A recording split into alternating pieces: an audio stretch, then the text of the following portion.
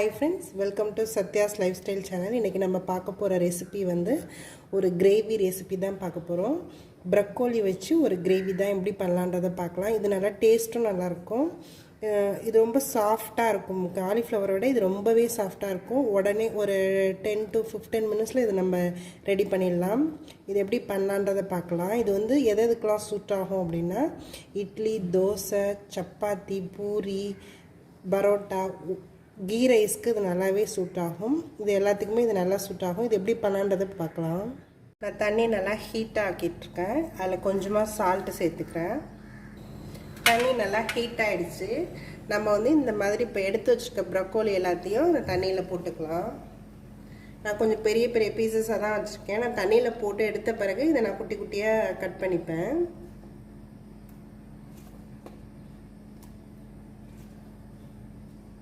நம்ம காலிஃப்ளவர் எப்படி பண்ணுறோமோ சேம் அதே மெத்தட் தான். இது ரொம்ப ஆனால் சாஃப்டாக இருக்கும். காலிஃப்ளவரோட இது இன்னுமே சாஃப்டாக இருக்கும். உடனே வெந்துடும்.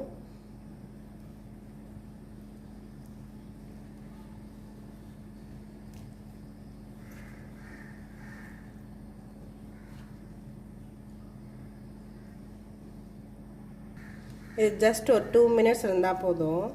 ஏன்னா தண்ணி நல்லா ஹீட்டாக இருக்குது. அதனால் ஒரு 2 மினிட்ஸ் இருந்தாலே அதில் ஏதாவது பூச்சி இருந்துச்சுனாலும் இதுவாகிடும், வெளில வந்துடும். இது ஒரு 2 மினிட்ஸ் ஆகட்டும். நம்ம அப்புறம் இதை ஃபில்டர் பண்ணி எடுத்துக்கலாம். இந்த ப்ரோக்கோலி கிரேவி பண்ணுறதுக்கு நான் வந்து கடாயில் கொஞ்சமாக ஆயில் எடுத்துக்கிறேன்.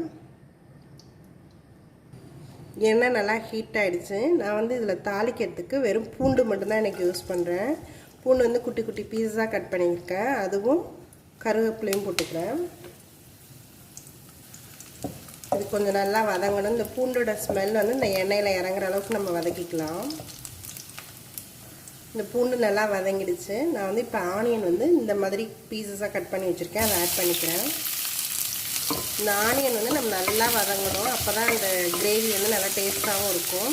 இந்த ஆனியன் வந்து இந்த மாதிரி நீல வாக்கில் தான் அரைஞ்சிருக்கேன். கொஞ்சம் பெரிய பெரிய பீசஸாக தான் போட்டிருக்கேன். ரொம்ப குட்டியாலாம் கட் பண்ண தேவையில்லை. இதுக்கு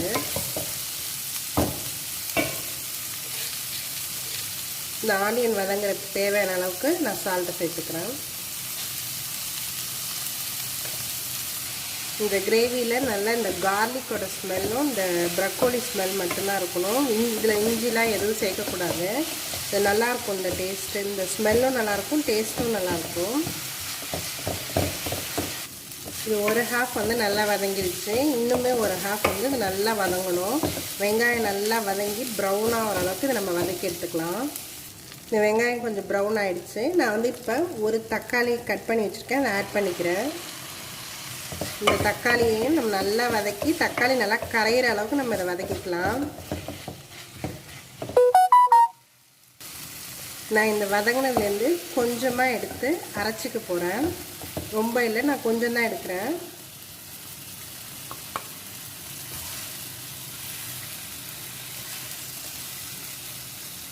இவ்வளோ தான் எடுத்திருக்கேன். இது கூடவே நான் ஒரு 4 முந்திரி பருப்பு சேர்த்துக்கிறேன். இதை நல்லா நான் அரைச்சி நல்லா ஃபைன் பேஸ்ட்டாக நம்ம அரைச்சி எடுத்துக்கலாம். அதை இதோடையே 1 ஸ்பூன் வந்து நான் கசகசா சேர்த்துக்கிறேன். இது வந்து டேஸ்ட்டு ப்ளஸ் திக்னஸ்க்காக தான் நான் சேர்த்துக்கிறேன். இது நல்லா ஃபைனாக அரைச்சி எடுத்துக்கணும். நான் இது ஒரு 5 மினிட்ஸ் ஊற வச்சிடுறேன். ஏன்னா கசகசா கொஞ்சம் ஊறினா தான் நல்லா அரையும். இந்த வெங்காயம் தக்காளிலாம் நல்லா வதங்கிடுச்சு. நான் வந்து இன்றைக்கி சேர்க்குறது வந்து சிக்கன் மசாலா தான் சேர்க்குறேன். வேறு எந்த பொடியும் நான் சேர்க்கல. இது மட்டும்தான் நான் ஆட் பண்ணுறேன். இது நல்லா நம்ம இந்த எண்ணெயிலே நல்லா வதக்கிக்கலாம். மஞ்சள் தூள் கொஞ்சமாக ஆட் பண்ணிக்கிறேன். எல்லாத்தையுமே நல்லா எண்ணெயில் வதக்கிக்கலாம். இந்த ஸ்பைசஸ் எல்லாத்தையும். இந்த ஸ்பைசஸ் எல்லாத்தையும் நம்ம நல்லா வதக்கியாச்சு. நான் வந்து ஒரு கரண்டி வந்து நல்லா கெட்டியான கர்ட் ஆட் பண்ணிக்கிறேன். இது நல்லா மிக்ஸ் பண்ணிக்கலாம். நான் வந்து புளிப்பு இல்லாத கர்டு தான் யூஸ் பண்ணியிருக்கேன். நீங்கள் அது பார்த்து யூஸ் பண்ணிக்கோங்க. ரொம்ப புளிப்பாக உள்ளது வேண்டாம்.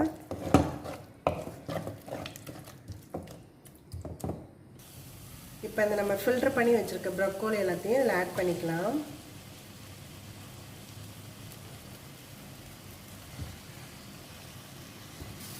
இது நல்லா இந்த மசாலாவில் நம்ம நல்லா மிக்ஸ் பண்ணிக்கலாம். இது உடனே வெந்துடும், ரொம்ப நேரம்லாம் எடுக்காது. காலிஃப்ளவரை விட இது இன்னுமே குயிக்காக வெந்துடும்.